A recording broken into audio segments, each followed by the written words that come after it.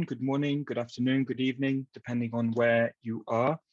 And welcome to Dissecting Digital Power Inequities, Reflections from Digital Rights Experts for Development Practitioners. My name is Tom Orrell, and I'm the Managing Director of DataReady, which is a UK-based consulting firm that helps organizations in the sustainable development and humanitarian response sectors with their data governance challenges and problems. This is a very personal event for me, and before we start, I wanted to take a few moments just to share my own personal reflections and experience of why digital rights and inclusive data governance are such important issues to me. And I'd like us to take a step back in time for a moment as we think about that and as I relay this experience. When the United Nations Secretary General made a call for a data revolution for sustainable development back in 2014, the world was a very different place. This was a science-based call. It had the approval and consensus of all of the countries all of the world's countries, and had been approved as the 2030 agenda through the General Assembly of the United Nations. And it was one of the most, if not the most ambitious development plan that the world had ever agreed to. In my own life at around the same time, I made my first trip to Palestine, where I have family. And when I arrived there, I traveled through Tel Aviv in Israel on a British passport. While I was at the airport there, I was interrogated by security services for about 3 or 4 hours. I was shown pictures of family members, their addresses, details of their work, and I was asked, what their relation was to me. And it was an interesting question because I actually didn't know this information. I had never met them before.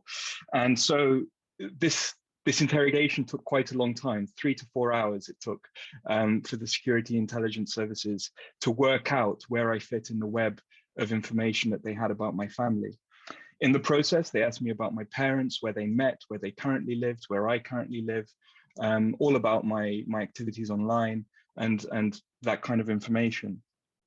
And at the time, I provided that information with an understanding of the fact that the security state wanted to understand where I was, identify whether or not I might be a threat, and eventually they let me through because obviously I'm not a threat. And I didn't really think a huge amount more about it for a while. But a couple of years later, in 2016, the world was a very different place again, especially in my world, in the West at least. And to give you an example of this, I remember my first trip to the United States after Donald Trump had won his election as president.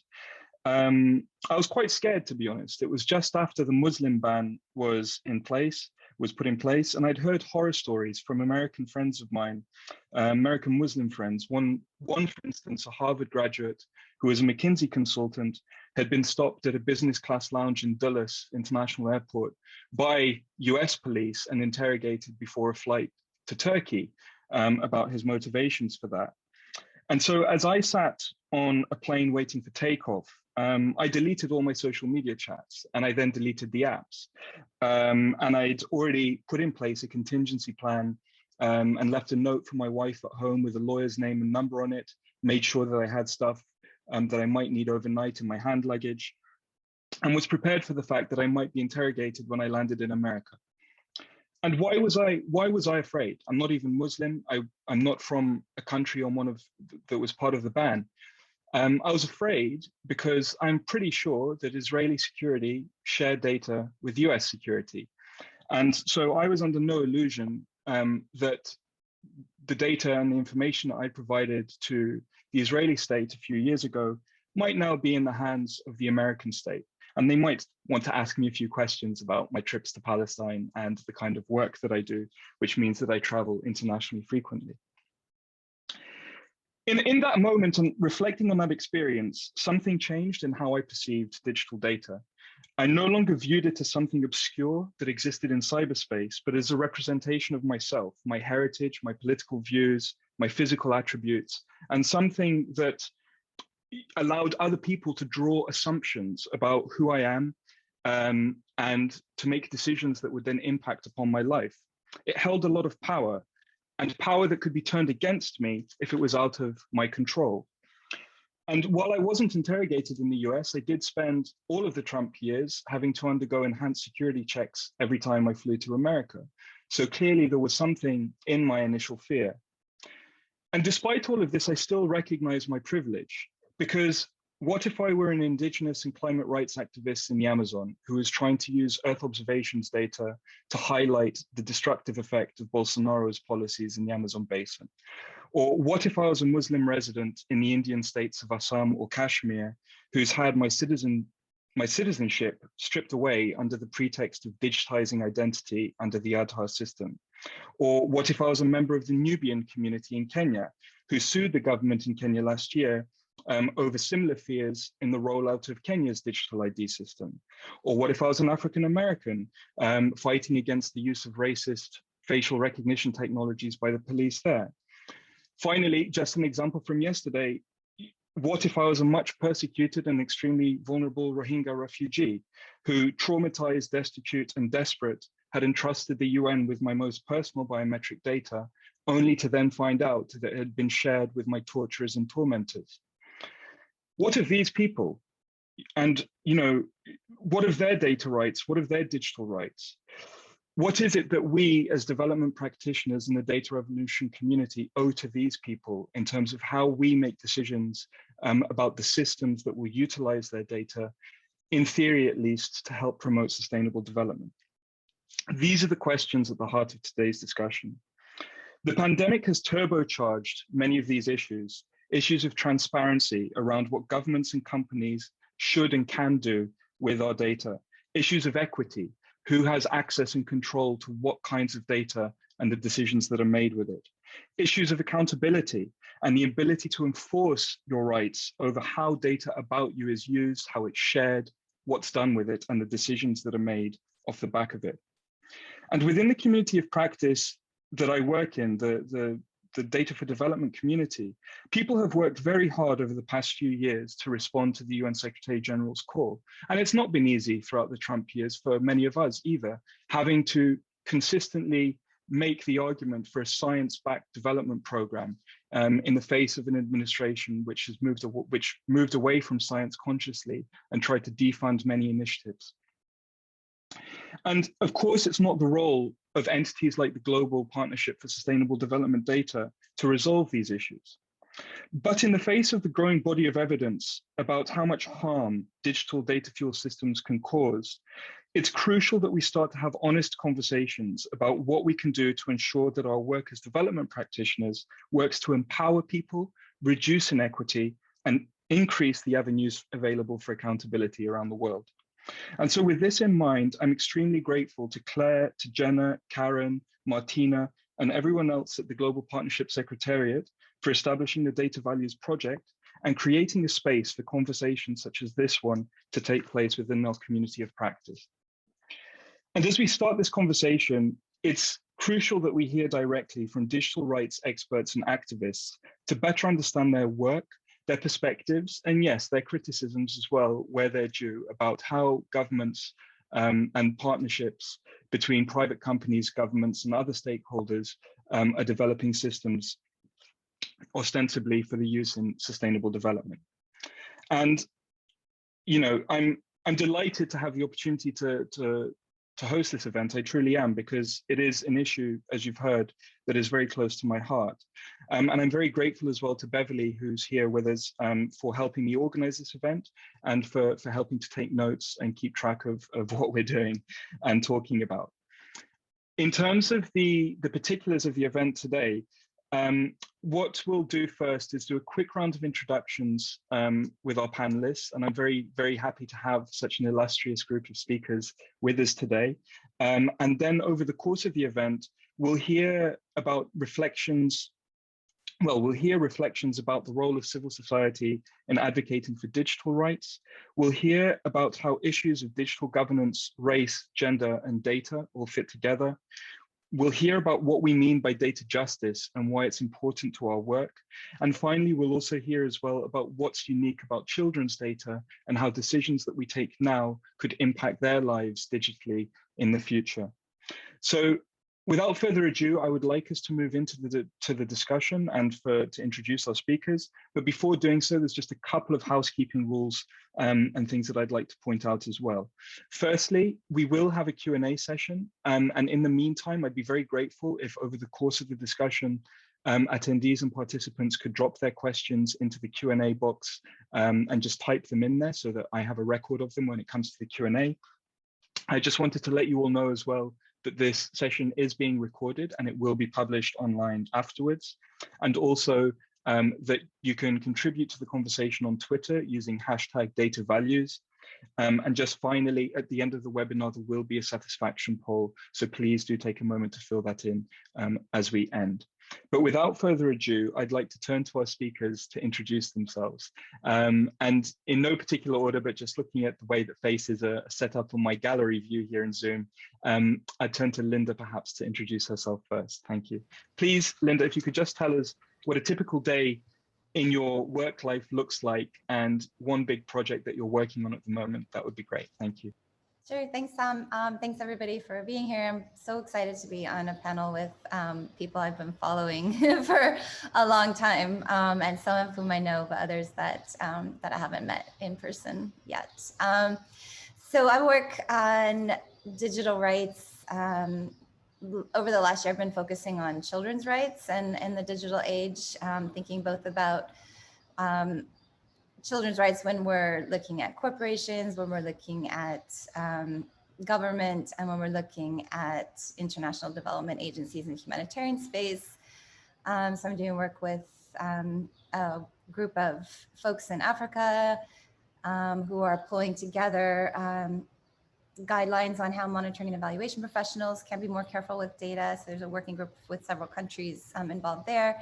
I work with organizations to think internally how they're managing their own data and putting policies and practice together. I'm working to provide some support to a large social media platform around child safety and what they call minor safety. And then last year, I did a lot of work with UNICEF on a manifesto for better children's data governance. And throughout all that work, there's just a growing recognition of the impact that data surveillance has on children and on communities of people who have been marginalized or who are more vulnerable. So I think a lot about that stuff, especially also being in the US, looking at the way we have such a surveillance state that's being set up, especially for migrants and refugees and Black and Brown communities. Thank you very much. Thank you. Lynette, would you like to introduce yourself as well? And the same question, please tell us what a typical day looks like for you in terms of the work that you're doing and what one big project or idea that you're currently working on is. Sure. Hi, I'm Lynette Taylor. I'm an associate professor at Tilburg Law School, where I lead a project called Global Data Justice, which looks at how we would go about forming a social justice-based approach to data governance on the global level. And we look specifically at the development and humanitarian spheres in doing that, as well as some other issues. A typical day for me, I guess, like everybody right now, involves answering a lot of doodles, I think, and wading through way more email than I did before the pandemic, I think, because everything's moved online. So I'm looking forward to a post-doodle world at some point in the coming months. That's great, thank you. And well, I can take some credit then at least for not having sent you a doodle to organize this event. But Renata, could I ask you the same question, please? Thank you. Yeah, you didn't send a doodle, but you sent a lot of emails, I have to say, on the record. Well, a typical day for me is pretty much like the same of all of our days today, and with the added complexity of working across different time zones, which is always difficult to realize, like we have been living like the last 18 months, waking up very early, sometimes to match and meet our friends in Asia, for example, or going to bed very late because you want to, find the spaces, international spaces to collaborate with those who are on the other side of the planet. And I think that it has been like a difficult time not being able to have this intimate space that have always mediated our relationships with screens in the last 18 months. So I think that has been my days and in the last 18 months. but also dates of lots of reflection. I think that a part of my day has been precisely dedicated at analyzing how we celebrate the possibilities of continuing working and operating as normal while sacrificing a huge amount of liberty and rights in the process, from children to us, to our lives. So what I'm working on at the moment is analyzing this concentration, unprecedented concentration of power by the main actors that are not states this time, main actors mediating vital infrastructure and how to get out of this dynamic. And vital infrastructure that has been, that is fulfilling public function, but it is completely private and concentrated in few jurisdictions. The politics of that, the dynamics of that, and on the other hand, 50% of my time is dedicated on this project on how to shift it and how to make it ours. And so how can we, like, I'm started with gender inclusion, but I could have started with environment or any other topic, but how a specific niche can help us shift this data extractivism and this technology made to control all of us model, and move to take back technology as a possibility to build better worlds. Yeah. Thank you. Fascinating, and I look forward to hearing more about that and how those intersections all come together. And last but certainly not least, Benga, if you'd like to also tell us the kinds of issues that you work on a day-to-day basis, and what one big problem or one big project you're working on at the moment is. Thanks, Tom, and hello, everyone. So like everyone, I mean, in March, I barely got back home on a trip from, I came in through Accra, and as soon as I got into Lagos, a few days after the announcement was that the airports were closed. So I barely made it home. And I've been working remotely since then. A mix of things. I mean, work has increased, obviously, because we're now online, and because my work at Paradigm Initiative, my name is Benga Sheson, by the way. I'm Executive Director at Paradigm Initiative. And because my work has been focused on digital inclusion, it means we've had to work more. So all of the emphasis that we were, putting on the fact that kids, underserved kids need to be more connected has now really shown up as true, because otherwise they're not learning. My kids come back home and they have work on Google Classroom, on that platform and the other. How about the other kids who don't have access? And those are the people that occupy half my time. How do we make sure that these kids are not just losing out on the quality of education? They're losing on the quality of education. They're also losing on the fact that the things about, independence and other skills that other kids are now picking up online, they're not able to pick that up. So they have a double digital divide. The digital divide of not being connected, and the second divide of not even fitting into the world, the new kids are now in. So the second part of my work is focused on a climate of, innovation, making sure that there is no oppression by either state actors or anyone else, making sure digital rights are respected. So you can imagine how much more of that I now have to do. On one hand, trying to convince my kids that I'm still working, because when they get back, when I pick them from school and we get back home and I don't go back to the office, they're like, Daddy, I stopped working for the day, so let's have fun. Get on your hands. You're not a donkey, let me ride, and things like that. But, trying to convince them, I have a meeting, right? Between that and also having conversations with governments, some that still continue with an agenda of clampdown and trying to walk through litigation, walk through conversations and all that. So that's what my typical day is like now. Two of the things that I'm working on now, I'm quite excited about because it's very timely. One of them is called Ayeta. It's a toolkit to help, African citizens protect themselves online, which is very useful right now. And the other is a platform called Reporty. Just in case while you're protecting yourself, there are still issues like, data privacy breaches or, internet shutdowns or things like that, you can report. And on the back end, Paradigm Initiative and others can take action to make sure that we seek redress. So, Thank you. interesting times. Fascinating times, Benga, fascinating. And I want to stay with you and pick up perhaps on that last point, because what you mentioned was that you're working on these tools for people to protect themselves online. And you said that it's more important than ever at the moment. So do you want to elaborate on that a little bit for us and tell us, why is it more important than ever at the moment? You mentioned a little bit about that, about the fact that people's lives are far more digitally connected, but you also mentioned the digital divide. So, you know, how do you square that? And when thinking about the importance of protection online, what are the issues for those who are also not online, and how do they intersect? So maybe I should just talk about three quick things. One is about those who are not online. So there are those who are not online because they are not connected, you know, and part of the work that we do is trying to, you know, convince various stakeholders, including governments, you know, that, you know, for many years, and I speak specifically for African countries now, for many years, many governments have been getting taxes from telecom companies and other tech companies, you know, which goes into what is called a universal service fund or universal service provision fund, depending on the country you're in. And that fund is supposed to extend infrastructure to rural areas and to the unconnected. But what we've seen over the last few years is that these resources are not being used for that.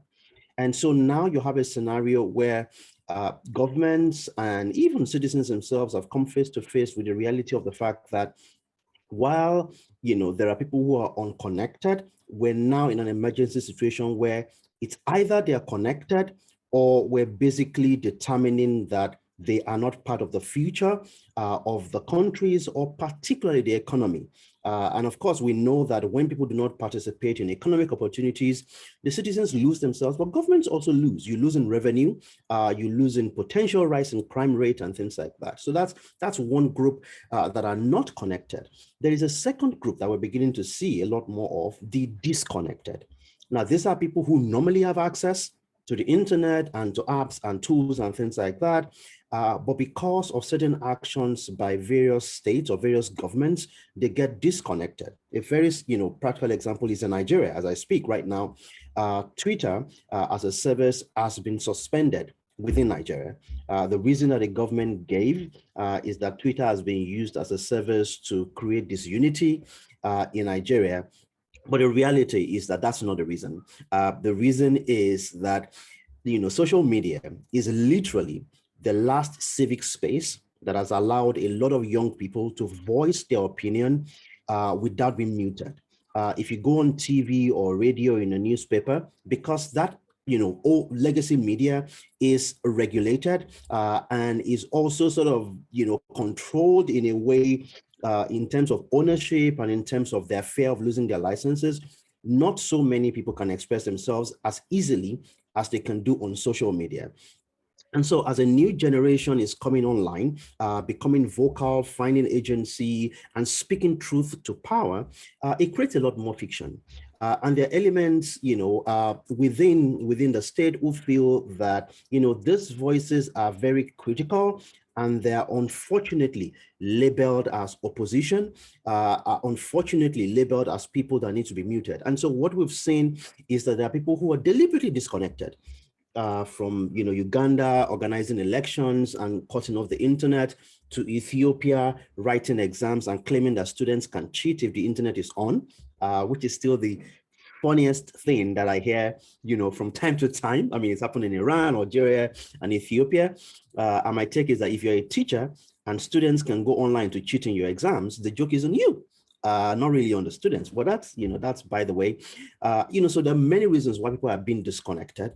And that's part of our work to basically say that the time when you need people to be connected the most are actually those times that you claim that, you know, their voices are too loud. Because when conversations are muted, what then happens is that you have a black market of agitation. And I think this is really important for everyone to understand, that when governments shut down services where young people are complaining, they're creating a new channel that nobody, including the young people themselves and the government and others, may be able to predict. And we've seen how that has played out in many ways.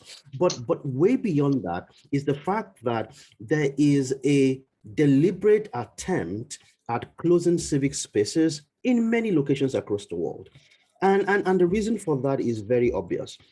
No one is used to the idea of being challenged without any sort of, tap to it. When people challenge what you do and what you say, there's a temptation for you to think they're not recognizing the work that you are doing. But I think could I just interrupt you there? Sure. Could I just interrupt you there, Benga, for a sec? Because I think you touched on something really important that I want to ask you about. So what you're saying is that in many contexts, the government's actions in shutting down Twitter or closing down civic space online, it has an inverse impact on, or has an adverse impact rather, on young people and their trust in the state and their trust in state institutions.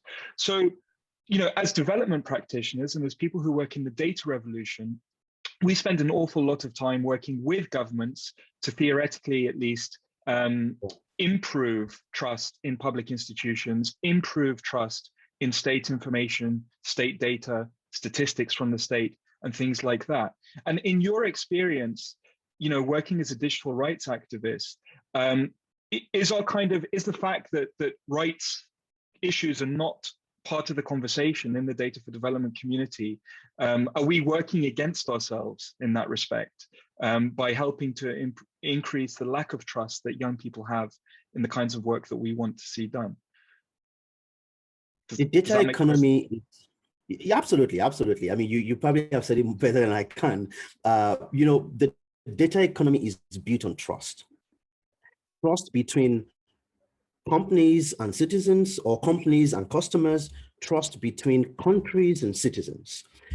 When you touch on that trust, for example, if you're a data company and you lose my data, I don't trust you. It means that I may still use your service because I don't have a choice, but when I find an alternative, I move on, right? Now, if you're a government, the time to lose trust is not during a pandemic. During a pandemic, everyone needs to work together to flatten the curve and to kill the virus.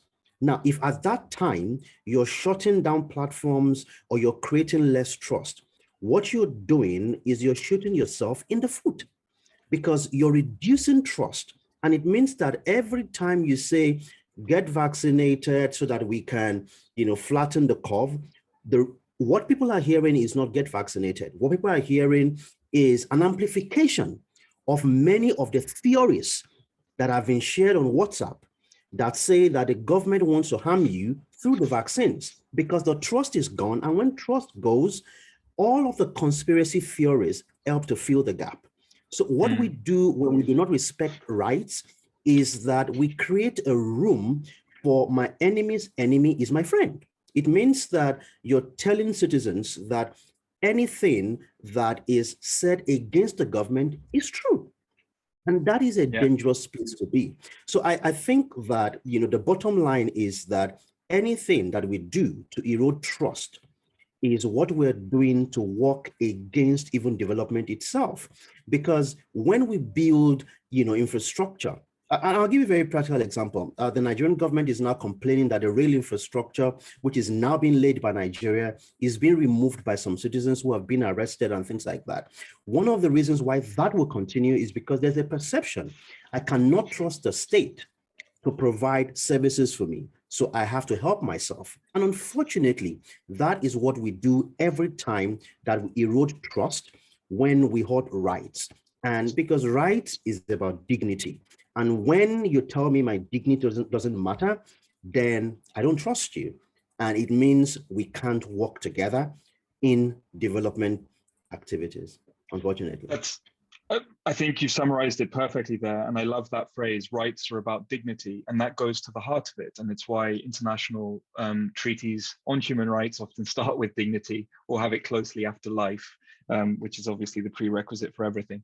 But Benga, so, as as a constructive person, what is it that we should be doing differently? What would you like to see the data for development community do differently? You know, the companies that come in to help your governments theoretically set up their data systems, the advisors to your statistical offices and other agencies that produce data and help them to use satellite images, administrative data, all these different sources of data. What is it that they need to do differently in order to preserve rights in the design of these systems and the work that they do? Short answer, agency. Long answer, we need to put the people back at the art of design.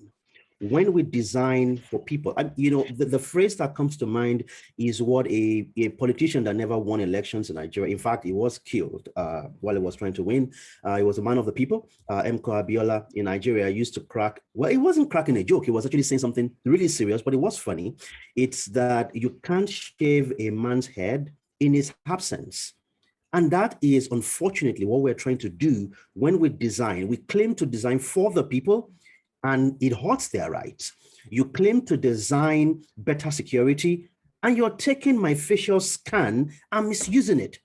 You claim you're trying to give me my identity, then you take my biometric information and it ends up being sold on the dark web. So what we need to do better is to put people at the center of the design. If it doesn't work for them, if it is not involved, if it doesn't involve them, we don't design on behalf of people, we design with people. Perfect. Thank you very much for that. And Benga, we'll come back to you later in the conversation, I'm sure. And for those of you listening, if you have any questions for Benga, please do pop them in the Q&A. Benga, feel free to answer anything that you can by typing or hold on to some thoughts for later in the conversation. I'd like to turn now to Renata to tell us a little bit about her work and her experience. And if I understand correctly, Renata, you do a lot of work at the intersection of gender rights and feminism, race, digital, cyber, and data rights. That's a lot of big words, and it would be helpful perhaps just to get an idea of how these issues intersect and how you see data as a part of your work. Thank you. Anna, thank you. I think that it all begins and then ends with power. And I want to take the point where Gbenga left it with this bringing people to the design and bringing people to the design rooms.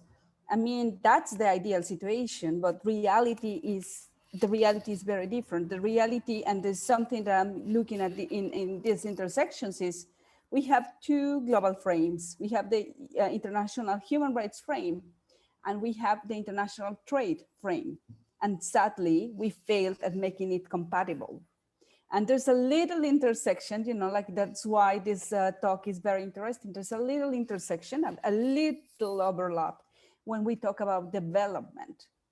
And in this, what I'm trying to explore, you know, like it is, or to expose even, is this incongruencies of what happens in the human rights sphere at the multilateral level, or even at the hyperlocal level when we talk about rights, and the business model that we are into. A business model that is shielded and protected by international agreements, and that is very, very, very expensive to challenge, and that is almost impossible to circumvent.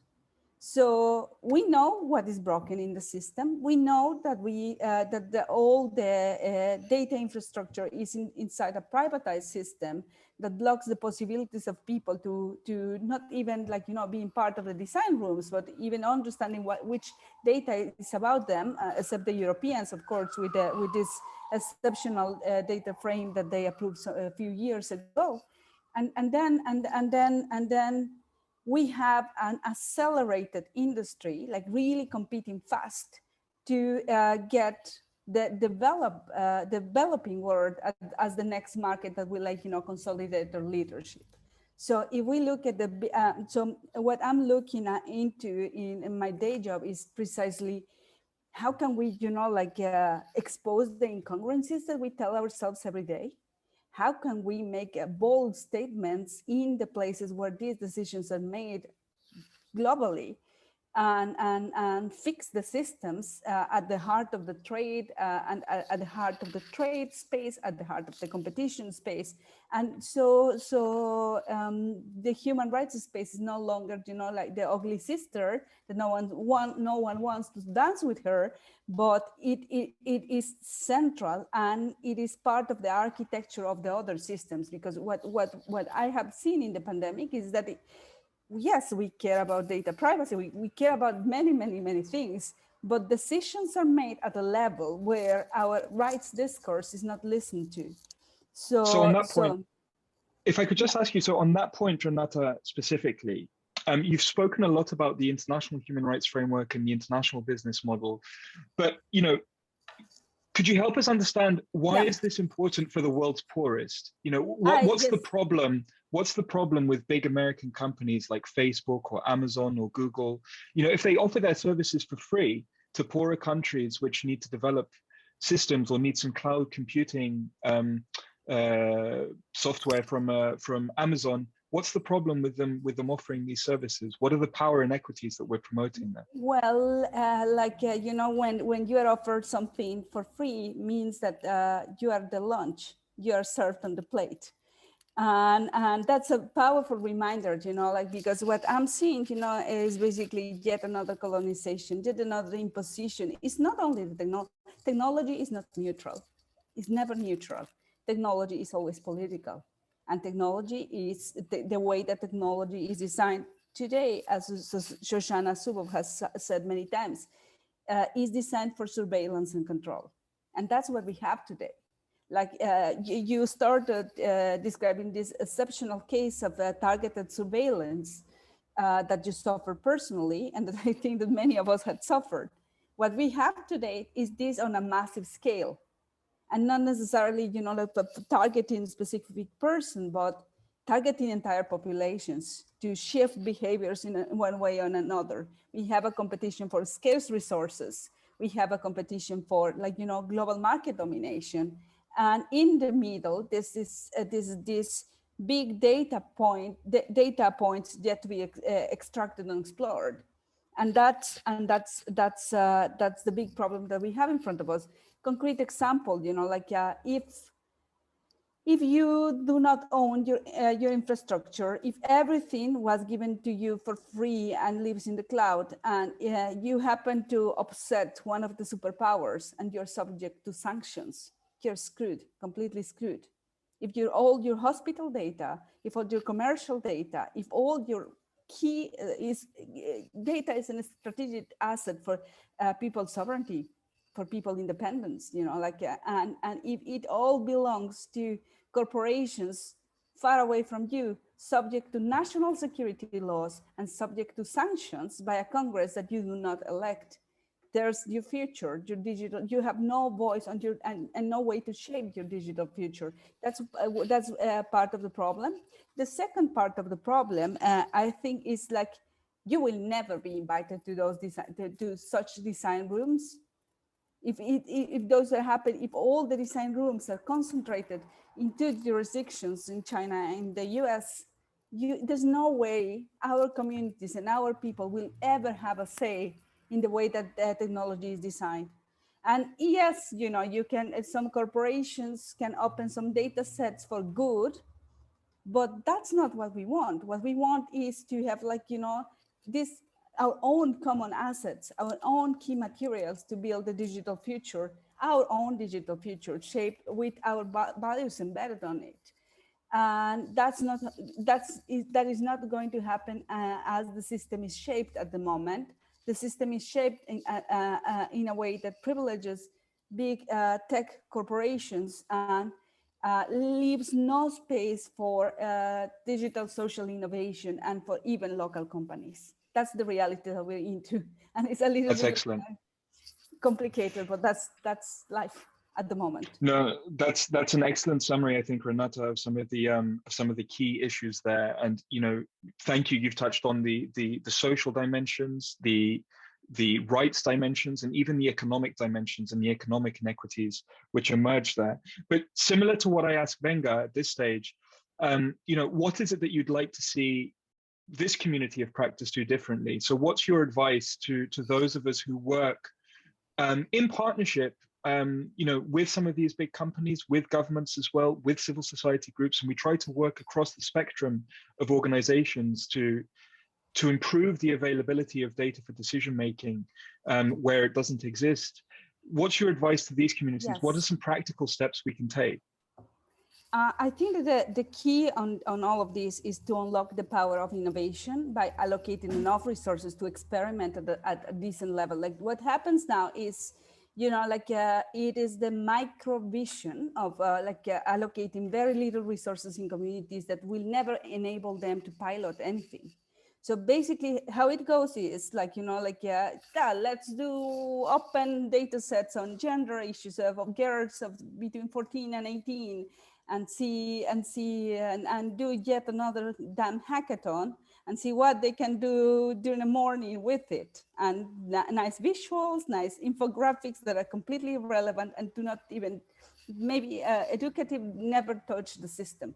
What my big call for action here in this space is let's stop being miserable with our communities and let's allocate enough resources to experiment and pilot, at least at the level of startups.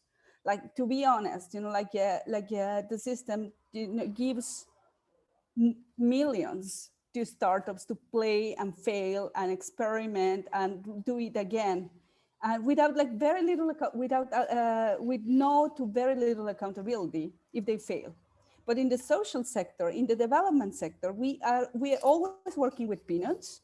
We are always working with high expectations and metrics for results. We are not giving enough resources, and we are super divided. So my appeal for this space will be data doesn't happen in isolation. It happens as part of projects that are intended to change people's lives. And if we are not given enough time to experiment or enough resources to experiment, we will never be able to prove that we can actually develop alternative models to those of the current private sector. So that's my ask. Let us fail bigger, let us experiment bigger, and let us be partners of the public sector in the process. Thank you very much. Thank you. And I'd like to turn to Lynette, perhaps, to tell us a little bit more about her experiences and her views on some of these issues. And Lynette, you've written a lot on the theme of data justice, and it would be great, perhaps, if you could tell us a little bit more about this and help explain to this community of practitioners and to our audience here what data justice means to you. Sure, thanks very much. So data justice means different things to different people. I'm sure for the people on this call, they each have an idea of what constitutes justice with regard to data. So on individual experiences of this problem, I definitely defer to them. But when I wrote this up, trying to connect the fields of surveillance studies with development studies back in 2017, I came up with some core ideas that we all needed to consider as communities. And these were broadly, first of all, that people should control their own visibility, which means that you control how you become visible through your data, whether it's to governmental authorities, to commercial firms, to other people on a horizontal level, that you should be able to control. And that's not just about privacy and confidentiality, but about infrastructural control as well, sovereignty, and various different interpretations of how data becomes useful to particular groups and the implications of your visibility. The second dimension that I came up with was the idea of autonomy with regard to technology, that people should never have to adopt a form of technology that isn't beneficial for them or that they believe is not beneficial for them, and that they should be able to access and adopt forms of tech that are beneficial for them. We don't live in a world where either of these are happening right now. It's important to note.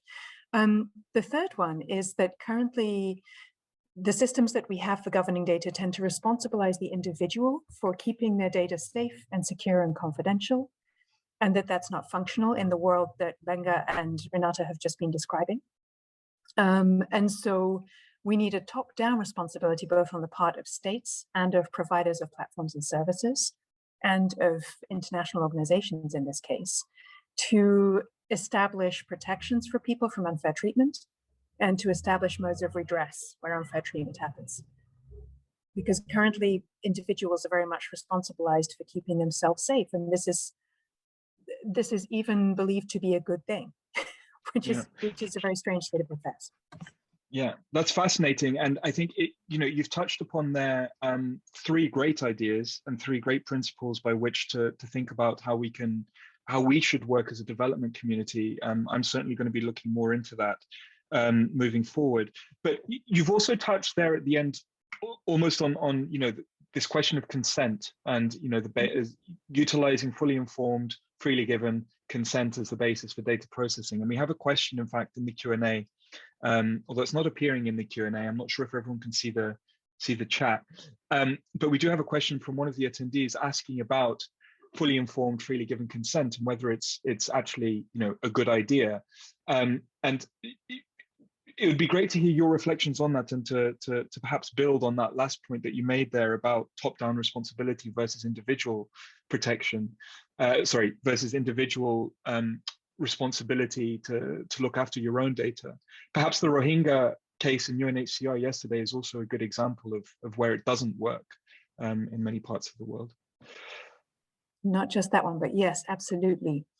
So I'd like to broaden this out a bit and suggest that most of the tools we have for governing data don't map well onto the communities that are the subjects of development policy or of humanitarian intervention. It's not just consent.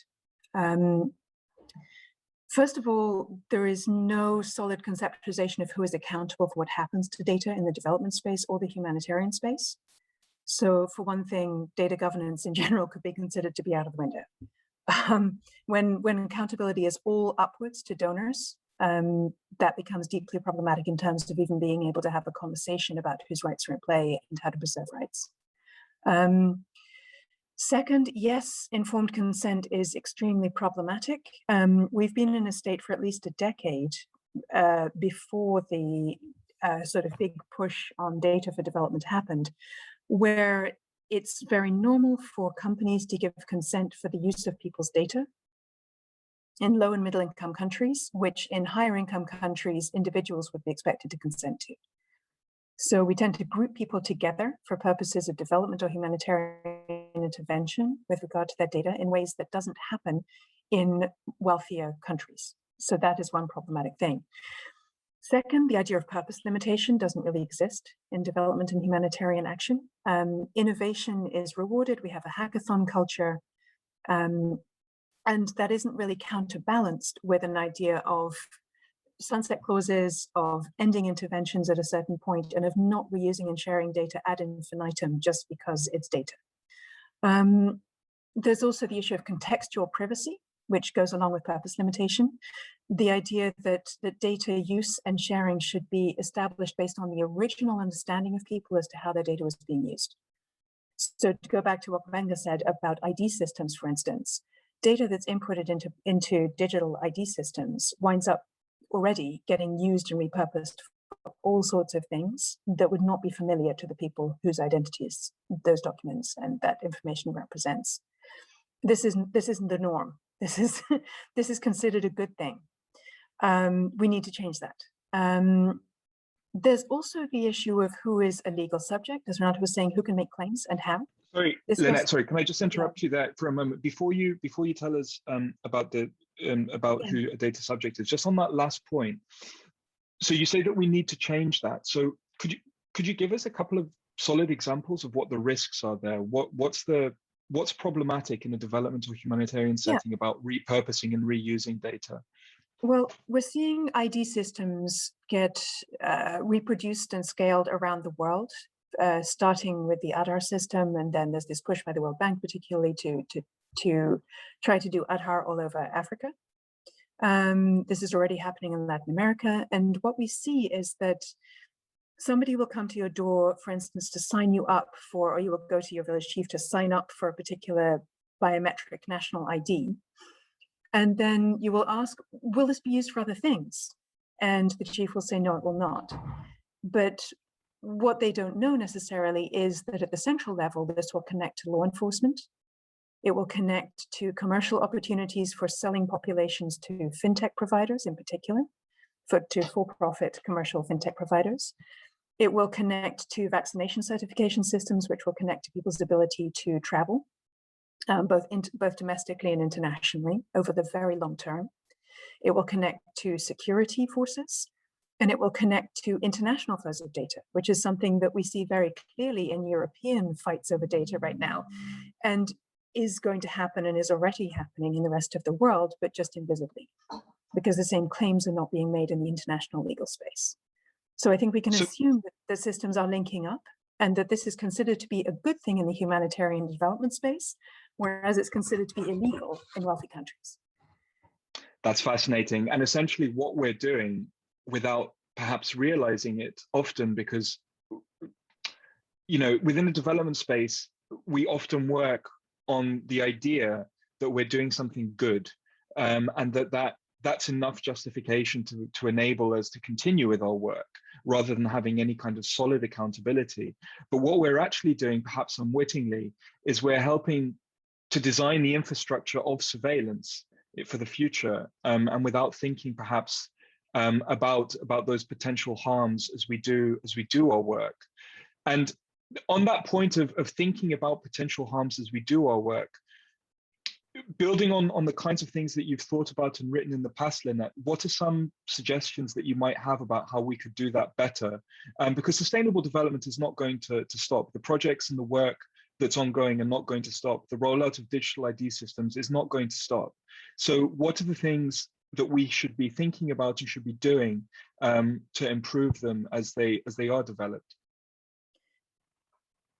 Well, I think we need to reframe what's currently termed data ethics as missing law and missing regulation, for one thing.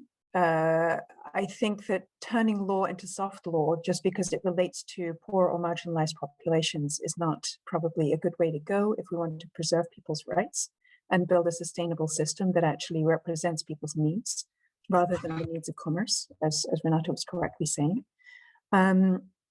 I think that we need to, the we here being international organizations, probably need to consider whether anything they're planning to do would be legal in the place where they're headquartered. And if it's not, then not to do it.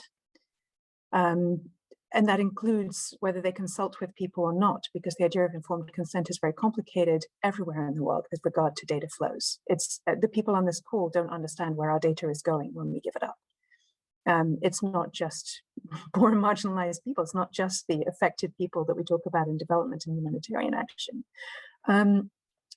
I think that donors particularly need to think about whether they're encouraging systems which will end up in the monetization of the world's poor and vulnerable people, and especially also whether they're thinking about marketizing those people by opening them up to experimentation by basically big tech. Because that's currently what's happening. There's self-sovereign identity that we're seeing come into the market in development and humanitarianism particularly, is literally experimentation on refugees and on the poor. And it's not acceptable in wealthy countries, and I'm unsure as to why it is so celebrated in poorer countries. Thank you very much. Thank you. And again, a lot to unpack there, and I hope that we can come back to some of those issues in a few moments. But I'd like to turn to Linda as well, who's been doing a huge amount of work in recent months and years on children's data governance and looking at children's rights. And Linda, you did many of our participants may have heard of and even read UNICEF's recent Children's Data Manifesto, which you were part of the team that helped to write that. So I think you have some great insight that you could share with us there.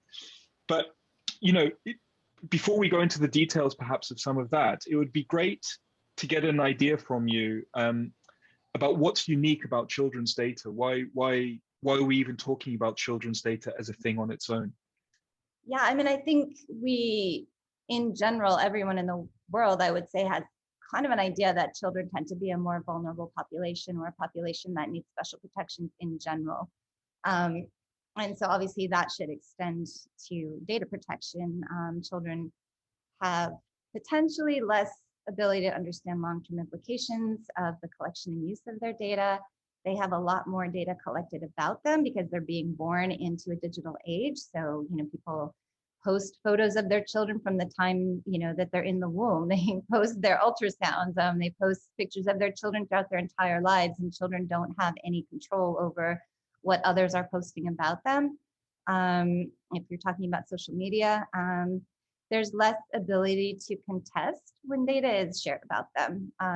They don't normally have the right to say whether their data is collected or not until they reach a certain age, which is the age of consent. But often, no one really, as everyone's been saying, no one really understands where data goes, what happens to it. And so children especially, are in this situation where their data is being collected and kind of, even without children going online. So you think about all the data that's collected about children when they're in a refugee camp, or all the data that's collected about children at a health clinic that's supported by an international agency, or all this data that's being collected. And that can be really, really problematic as you go through life. Again, reaching back to this idea that, as we expect individuals to be the ones that consent or the ones that contest poor uses of their data, we put that onus on children as well, because oftentimes they don't have that support from their families to contest that. Even if they could contest it, what would actually happen? How are you going to contest the way, the UN uses your data as a child, for example?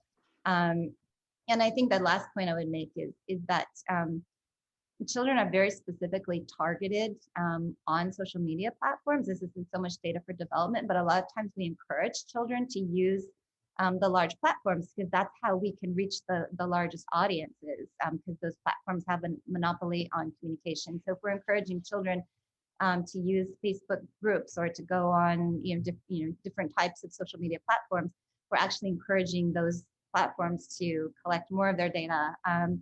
And corporations as well as nonprofits are targeting data using micro-targeting to influence their behaviors. So we're also really exposing children through their data and through this massive amount of data collection to have their behaviors modified, to have their thoughts modified, to have them encouraged to be involved in this, that, or the other thing. And we'll often say, oh, this is for good. We're, influencing behavior change for good.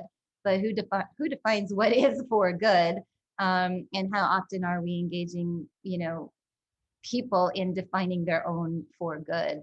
Or is that our paternalistic thought about what we think is good for you, and then how we can use your data to manipulate you in order to do what we think is in your best interest?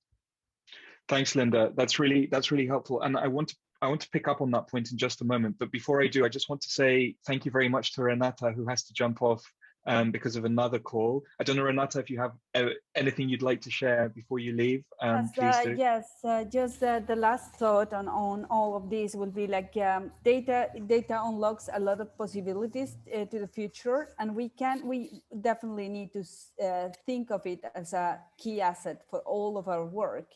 And this but the change in this vision, the change in the system has to, we need to get our community a little bit out of the only privacy approach and only data minimization and data, lean data capture and so on, and think about the possibilities that good data collection for good data commons in this sector can create. And that we need to create a space for innovation, for cooperation.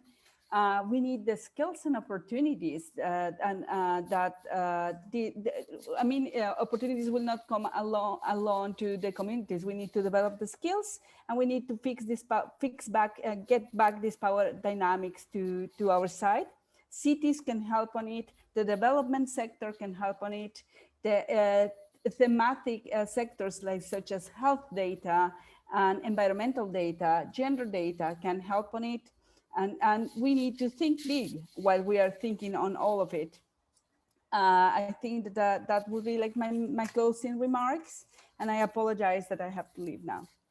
Thank you so much for taking the time to join us. And that it's been really helpful and great to hear from you. All the best, Renata. Have a good day. Thank you. So, keeping in mind, some of what Renata was just saying there, Linda, about thinking big and about about innovation, you know, what in the work that you've done recently on children's data with UNICEF and with others, what are some of the recommendations that you came up with? What are some of the things that we need to be thinking about in that regard? I think for me, one of the really critical things, and we really wrestled with this in the document, is that when we think about rights in general, there's no one right that's more important than any other right. You see rights as a conjunction of things. And so when we think about children's rights in particular, we're thinking about, you know, 4 key areas of child rights that are outlined in the convention. There's, you know, rights to survival and development and growth, rights to participation, and rights to protection. And so when we're thinking about the way we use data, we need to be thinking about all of those rights and the balance among all those different rights. And this is the same for adults, but with children, it's really important because, again, children are controlled often by parents, by schools, by, you know, by adults. And then increasingly, you know, their data is being collected by all these different organizations and agencies. So if you're thinking, okay, we're collecting this data because you want to support children's survival, children's development, children's education, you need to also be thinking about, are you supporting their rights to participation at the same time? What is their say in what's going on with their data? And you need to be thinking about protection around what could possibly go wrong when we're collecting this data, and really doing, you know, working that out to the furthest extent, and really thinking about what could the negative impacts be of collecting data. And then I think the other key point we talked about a lot and we looked at a lot is this idea of the best interest of the child. And so when we are doing, you know, all of this work with data and the collection of data, encouraging children to go online, is it the best interest of the child that we're really working towards, or is it our own best interest as an agency because it, you know, can make us go to scale, it can, you know, support our branding, we can have the most data of everyone and therefore we're the best. So really balancing the best interest of the child with the interest of institutions is really critical. On that point, Linda, about the best interest of the child and working towards children's rights, that exists as a concept in law, in English law as well. And I remember when I did practice law many years ago now, I had many cases actually which involved that kind of assessment. But within the international development community and the work that we do, practically speaking, what does that mean? What kinds of factors and dimensions do we need to be thinking about as we design data systems, keeping in mind the need to protect children? I mean, I think for me, where there's really insufficient balancing or assessment around the potential benefits of data collection and the potential harms. And I have issue with the idea of unintended consequences. A lot of times we say, oh, we didn't know that this could possibly happen if we collect all this personal, you know, highly sensitive data. We didn't know. And I think that excuse needs to really go away. We do know, if we go back to the Rohingya situation that we've been hearing about, people have been warning that would happen for at least 4 years. And those warnings were not being heeded. People, you know, people don't pay attention. I think sometimes we have a certain naivete that we're trying to do something good and everyone who's working with us is trying to do something good and therefore bad things can't happen. And so I think it's really critical that that we are doing these kinds of analyses, these assessments, and really thinking about whether, you know, whether our data collection, whether the balance of it is contributing to tangible or, you know, intangible good, and who decides that. Okay. And just building off that point, and just before I ask you the question, just to let everybody know, panelists and attendees, that in a couple of moments after this question, we will be moving to the Q&A. So there's 2 or 3 questions in the Q&A. Lynette and Benga, if you want to start having a think about how to answer those. And to our attendees, if you have any further questions, please do drop them in, and I'll read some out. But Linda, building on that point about the need to assess harm before it happens, to stop using the excuse of we didn't know that something bad could happen, and that idea of unintended harms. What are some of the practical steps that you'd like to see ministries of education take, statistical offices, UN agencies, organizations that work to help develop data systems that capture data about children? What kind, are they the ones who need to be doing these assessments? Are there other things that they need to be doing? think it's really critical to, you know, it's not the end answer, but I think data minimization is one. I mean, a lot of times you see people collecting data that's unnecessary, that's highly personal, and you know, is that 100% necessary? Can you do your work without collecting and digitizing, you know, all of these biometrics, et cetera, et cetera?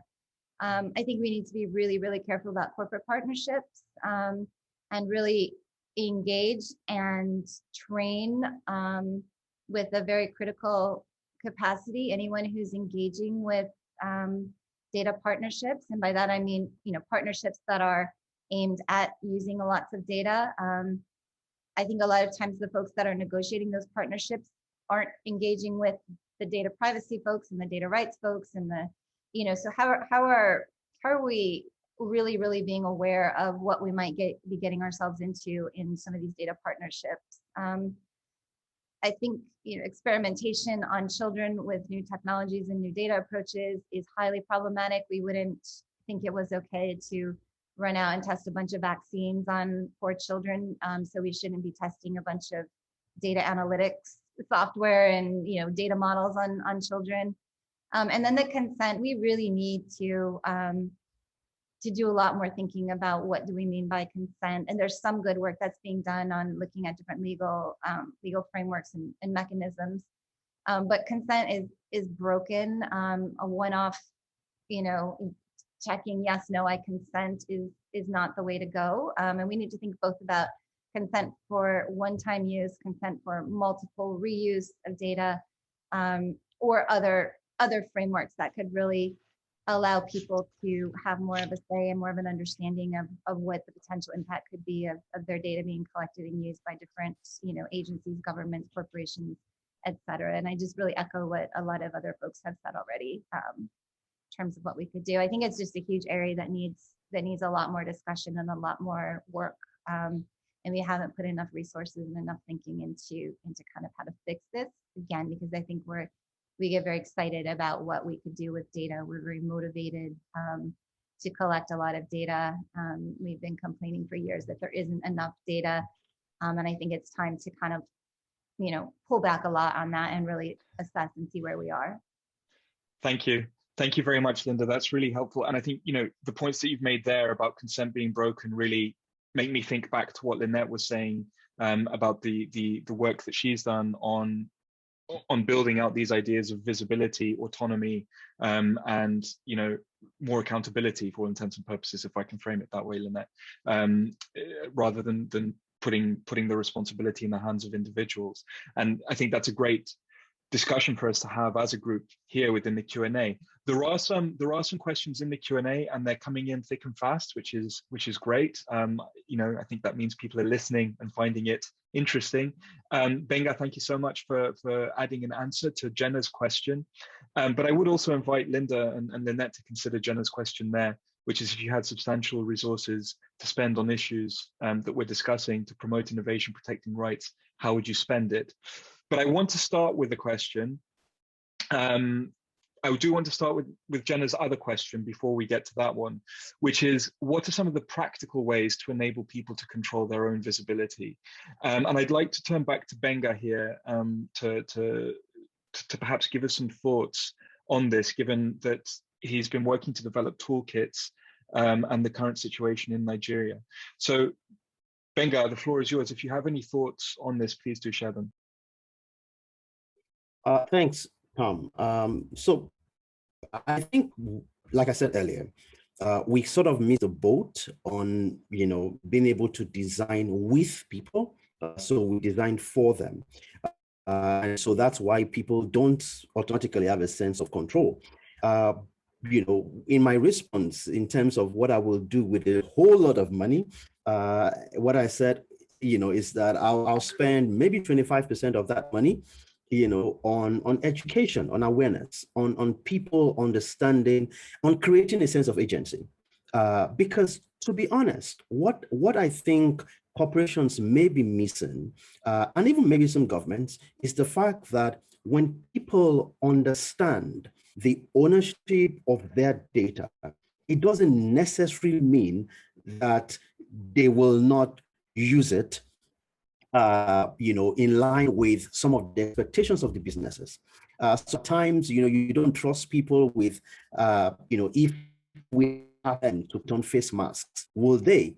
So we try to outlaw, we try to force people to do it, and compliance is very low. But when you make people understand why, then you see that the compliance rate is much higher. So I think what we can do is to make sure that people understand exactly, what happens, with data life cycles. What happens when I, give my data?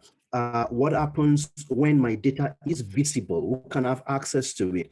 When they do something with it, can I be able to recall that data and things like that? So I think we yes, we missed the boat on design with people. We have a chance to be able to give people a lot more understanding of, one, the power of data, two, the life cycle of their data, and three, the option for them to opt out and what benefits there are when they work with data structures or infrastructure to get services delivered. Thanks, Benga. Thanks. And Lynette, I'll ask you the same question, obviously, as the author and originator of the term in this context. So please do build on that concept. You've already told us a bit about what it does mean, but if you could elaborate on that a bit more, and especially on that point of practical ways, I think to the extent that you can, that would be really helpful to understand a bit better.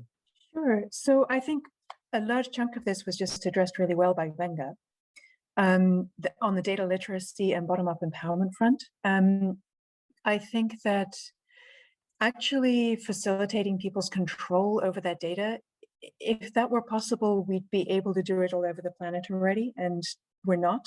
The system is not set up for people to be able to control their data. So to the extent that they can, I agree with Benga. And to the extent that they can't, I think we need advocacy, and we need intermediaries to push for this. And some of those intermediaries are on this call today. But I think that the really strong intermediaries are often not connecting their work to tech and data. And as I just wrote in an answer in the Q&A, if I had unlimited funds to spend on this, I would fund a bunch of really good CSOs who are already working with communities on social justice and rights questions to just work with the tech critics to understand how their work connects to data and technology, because that connection is not getting made sufficiently. And it's not an easy one, but it's the next step for organizations to understand what part of their work is actually about data in the digital now. Thanks, Lynette. And while we're with you, there's also a question from Alessandria Facio in the Q&A, which is, how can we empower those working in the humanitarian space to challenge and question the use of data in their work, particularly when it's so often just broadly categorized as data, well, as I said, apparently as data for good.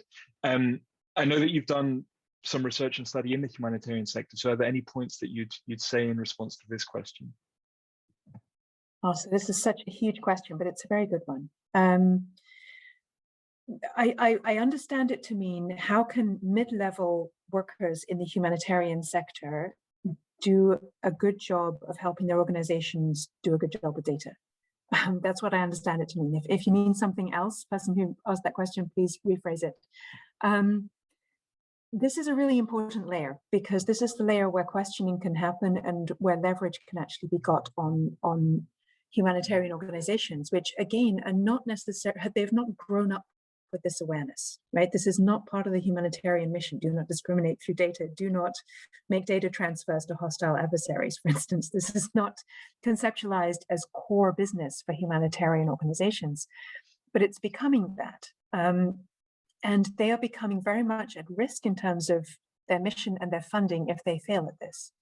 So I think that they need to, as we talked about in the 90s, mainstreaming gender. I think it's time to mainstream data and tech, and to understand what dimension of the work that is going on, kind of like I just said with CSOs, is put at risk potentially by not dealing with data and tech well. And I think Linda's talked about this very coherently. And also what opportunities are being missed in terms of using a technological vision of rights and of how rights can be advanced. And instead, we're seeing organizations kind of throw their hands up a little bit and ask for help from big tech. which I really think the whole field could be doing better on this. I think organizations need to have a point of view on what they want from data and how it can support their work. And they need to buy in that expertise, as government does, rather than give up their identity and their operations to some extent to tech platforms and services who do not have the humanitarian mission within their sites. And there's no reason why they should. And so rather than relying on, for instance, huge defense contractors to take on the humanitarian mission and fulfill it in some way, I think it would be great if there were a better vision of what in-house capacity and humanitarian startups look like. Absolutely. No, this has been one of the big dilemmas, just thinking about my own personal experiences and thoughts when I first started working on the data revolution, as it's called, so the UN data revolution a few years ago. And it struck me that there was two ways of interpreting the phrase a data revolution for sustainable development. You can either think of it as a data revolution that helps to fill the gaps and provide the data for sustainable development, or you can think of it as a data revolution that helps to create the capacity, the infrastructure, the knowledge that you need for sustainable development. And I think, unfortunately, we've fallen into and part of it was circumstance and the state of the world and the state of funding in the first few years. But we've fallen into this trap of what are the quick fixes? Where are the quick, what are the quick ways in which we can find data to help fill these gaps? Because we have these goals that we really have to measure, or the world will end. Versus actually investing in those longer term things. Sorry, could I just give an anecdote that I found incredibly refreshing on this? So I was at a meeting back in 2015, so a long time ago in tech years, in Europe, of like maybe 200 humanitarian organizations here in The Hague.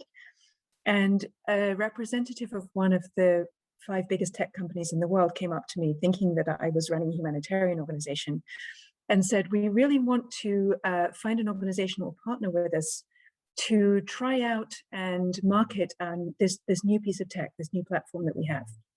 And we think that the refugee crisis, because this is 2015, right, is a really great way to do this.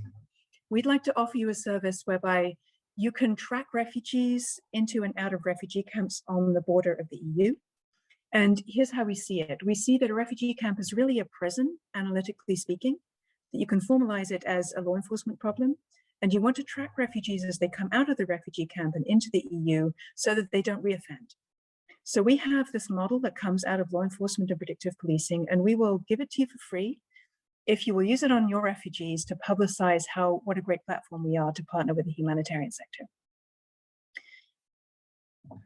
Well, yes, as the son of a refugee, that's a lovely proposition. I love the term as well. Reoffend, as if, fleeing persecution is an offense.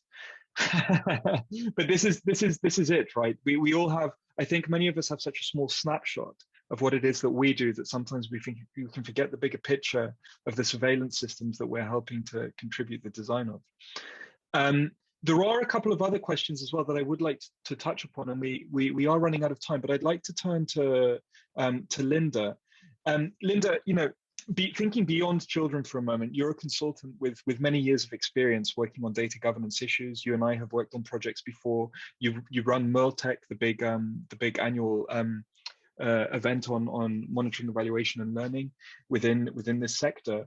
And I'm just reflecting a bit on Ziad's question in the open questions, which is that we don't do a great job as a community of practice of sharing failures in data operations and use. What can be done to build better knowledge systems so that organizations stop repeating the same mistakes? So are there any lessons from your experience in MIRLTech and the myriad of work that you've done, obviously not naming clients or anything like that, but any examples of how this could be done better? I mean, I think in 2 ways, but I think I know people like to talk about it as talking about failure. And I think in this sector, we've talked about failure for many years. We just call it lessons learned. We don't call it failure. Every report will have lessons learned. I don't know how honest we're being about it most of the time. But I think we do need better knowledge systems. When I was working with one large network in the last year, we actually had a call about could we work together better as a sector in terms of identifying data breaches or data leaks or potential countries that, you know, organizations were working in where we knew that there would be pressure from, you know, governments who were warring with citizens to hand over specific types of data, et cetera, et cetera. And while everyone seems to agree that it's important to share this type of knowledge, no one's really willing to be the first to share, because then you become the poster child. I mean, CRS was the poster child for data leaks until maybe now it will switch over to the UNHCR. You know, it's sort of like you have these one case that comes out and everyone's like, oh, we need an example. Let's talk about this one. And then that case is just the example until someone else's, you know, data issue comes out. But it's never because anyone's, you know, kind of forthcoming about it. It's always because, you know, they got caught. And so I think we do, I agree with you, Saeed, that we need a lot more sharing. Can we have closed door, you know, I'm sure it's probably happening, closed door meetings where agencies are discussing how these things happen.